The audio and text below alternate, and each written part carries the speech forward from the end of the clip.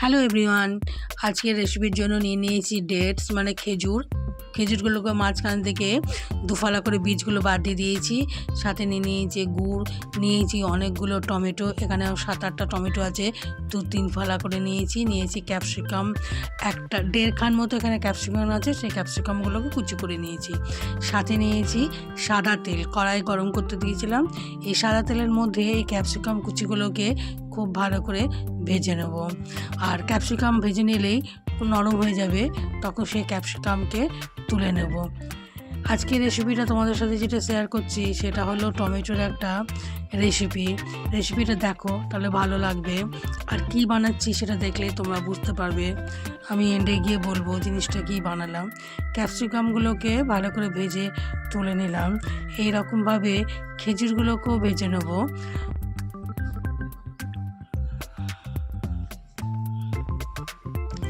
খেজুরগুলোকে দেখতে পাচ্ছ কতগুলো টুকরো করে রেখেছি, কারণ বীজগুলো বের করে নিতে হবে তার জন্য।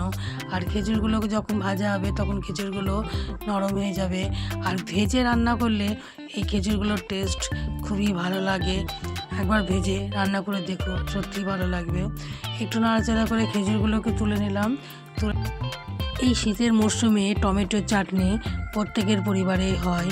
আর এই টমেটোর চাটনি প্রত্যেকেই সুন্দরভাবে বানাতে পারো, তবে আমার যেভাবে বানাই সেটা একবার দেখে নিও, দেখবে এরকমভাবে ভালো লাগবে। দিয়ে নিলাম সর্ষে আর 2টো শুকনো লঙ্কা, কালো সর্ষে ব্যবহার করেছি। টমেটোগুলোকে এর মধ্যে দিয়ে খুব ভালো করে আগে ভেজে নেব। তার মধ্যে একটু হলুদ দিয়ে দেবো। হলুদটা দেওয়ার পর যেমন আমরা স্বাদের জন্য লবণটা ব্যবহার করি, অবশ্যই এখানে লবণটাও ব্যবহার করতে হবে। এবার লবণটা আর হলুদটা দিয়ে খুব ভালো করে আবার নাড়াচাড়া করে নেব, যাতে টমেটোগুলো নরম হয়ে যায়। আর খুব অল্প পরিমাণে এখানে আমি জল ব্যবহার করব, যেহেতু টমেটোগুলোকে নরম করতে হবে, তার জন্য জলের পরিমাণটা খুব বেশি নেবে না, তাহলে সেই জল শুকোতে অনেক সময় লেগে যাবে। এবার আমি কিছুক্ষণের জন্য ঢাকনা দিয়ে এটাকে টমেটোগুলোকে সেদ্ধ হতে দেবো। দেখো কিছুক্ষণ পরে কিছুক্ষণ বলতে গেলে 3 থেকে 4 মিনিট সময় লেগেছে।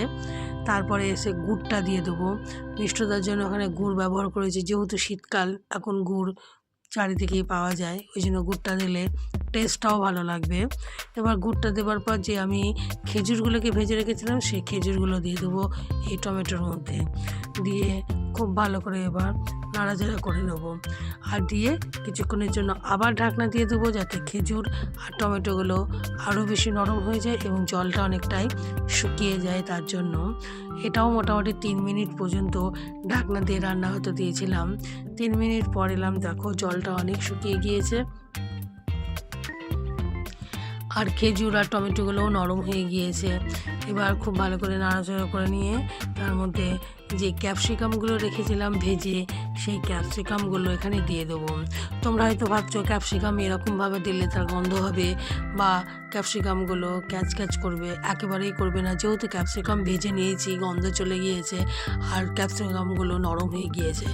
এইরকমভাবে একবার টমেটোর চাটনি বানিয়ে দেখবে খেতে এতটাই টেস্টি হয়। এবার আমি একটা প্লেটের মধ্যে সার্ভ করে নিলাম। দেখতে যতটাই ভালো লাগে, খেতে ততটাই টেস্টি হয়। অনুরোধ একটাই, ভিডিওটাকে স্কিপ করো না, পুরোটা দেখার চেষ্টা করো, তাহলে বুঝতে পারবে কোনটা কীরকমভাবে দেওয়া হয়েছে আর কত পরিমাণে দেওয়া হয়েছে আর কীভাবে এটা রান্না করা হয়েছে। আর যারা আমার ভিডিওটা আজকে প্রথম দিন দেখছো, তারা আমার চ্যানেলটাকে সাবস্ক্রাইব করে নিও। আবারও দেখাবে অন্য একটা দারুণ স্বাদের রেসিপি নিয়ে।